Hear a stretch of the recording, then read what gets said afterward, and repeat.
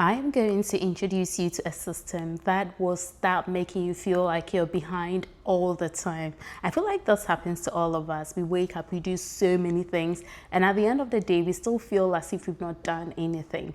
And it's not just you, it's not because you're unproductive, it's the way you are evaluating your day that's making you feel like a failure.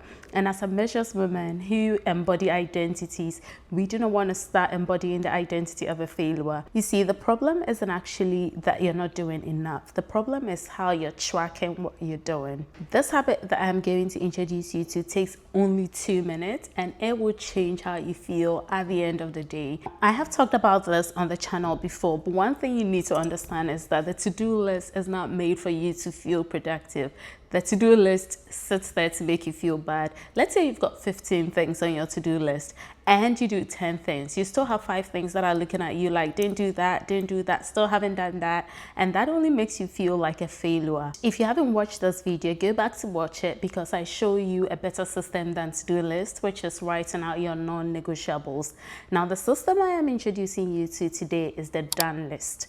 Every day after you have completed your day, instead of looking at the to-do list and all the things you ticked off and didn't tick off, you're going to, in 2 minutes, take down your journal or your plan or whatever and write down your done list. If you sent 5 emails, I want you to put the 5 emails sent. Whatever you did during today, you're going to put that down as the done list. What that is going to do is it's going to make you feel more accomplished.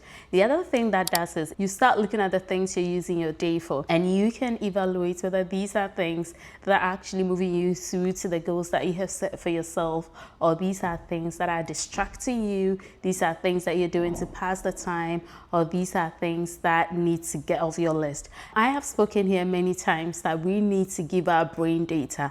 When you do your done list instead of your to-do list, you give your brain signs of progress. Your brain is able to measure the things you've done today instead of the things you planned. And so it sees you as a person that completes tasks. And so guess what happens? You gain momentum. This is not motivation because we already know that motivation is not what gets things done. It's the identity that you set for yourself as a person who gets things done that your brain reinforces. And so tomorrow you wake up and you're more excited to do things because you already have the momentum that will enable you to get those things also done.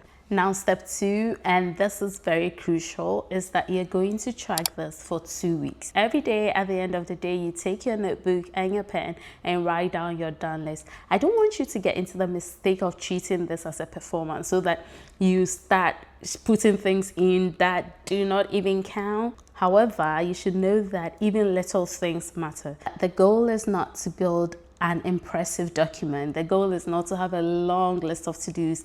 The goal is to track your progress. So what is that one thing that you've been meaning to do? Is it to lose weight? Is it to apply to a certain position? Give yourself a time frame where you're going to get it done. Then every day, at the end of the day, you're going to write out what you have done towards that goal. That gives you data. That helps you know whether you're moving forward toward the things that you set out to do. And that progress you can measure. Remember that progress helps you to build momentum, which in turn reinforces your brain's identity of who you are. And that is much more essential than motivation, and it will help you to get to your goals faster. So for the next 2 weeks, instead of your to-do list, you're going to follow the done list. And remember that the progress that you're measuring reinforces the identity of who you are as a doer. And it would help you to be more productive than the average person. Thank you for being here. I hope that you go practice this right away. My name is Abbie, and I'll see you in the next video.